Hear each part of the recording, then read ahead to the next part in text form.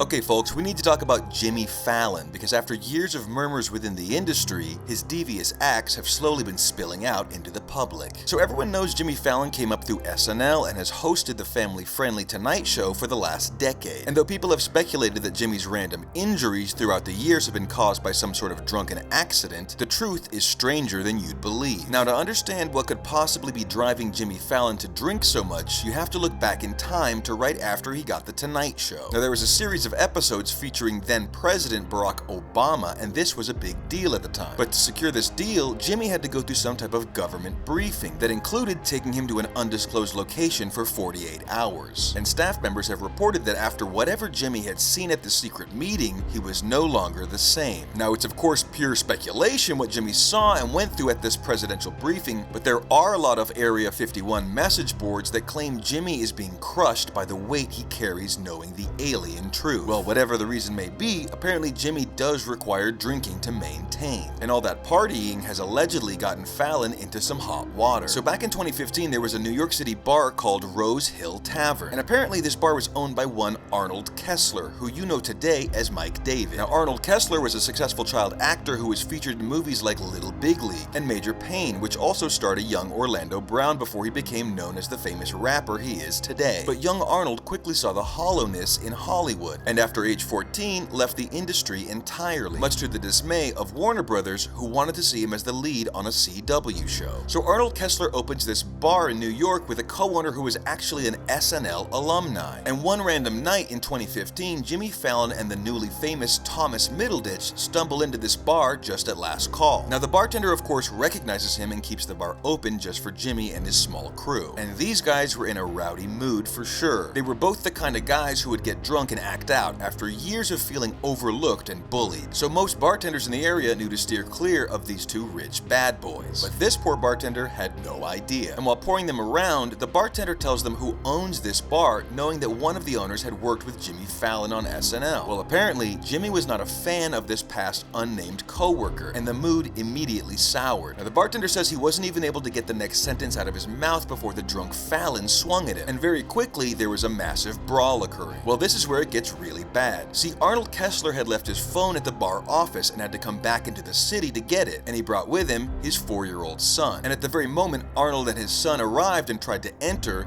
the brawl from inside spilled out into the streets, knocking poor little Simon Kessler into the street where a New York horse and buggy were passing. Tragically, Arnold's son did not make it that night, and his last words while looking up at his father with Rose Hill Tavern behind him was, "Red Bar."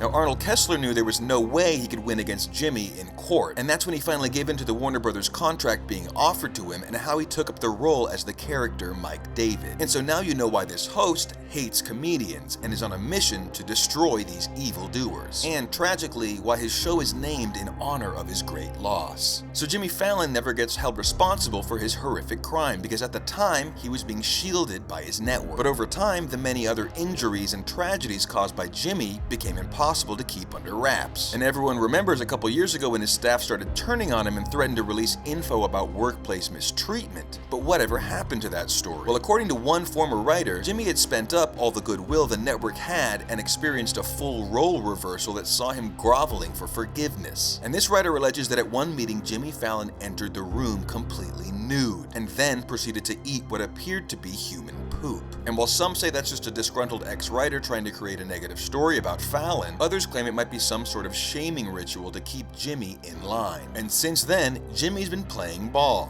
Now, online is another matter, as Fallon has started a feud with young comedic SNL group Please Don't Destroy, stating they are just ripping off Andy Samberg's digital short group, to which they shot back that Samberg was ripping off Jimmy Fallon. And that's when Andy Samberg got involved online, claiming that Jimmy Fallon was just ripping off Adam Sandler. Now, there's plenty more strange things about Jimmy Fallon, including his close friendship with his ex-wife, singer Vitamin C, as well as the era where Jimmy Fallon was pretending he was the lead singer of the band Chevelle. But we'll have to save that for another episode. Until then, Jimmy Fallon, you're a total bitch.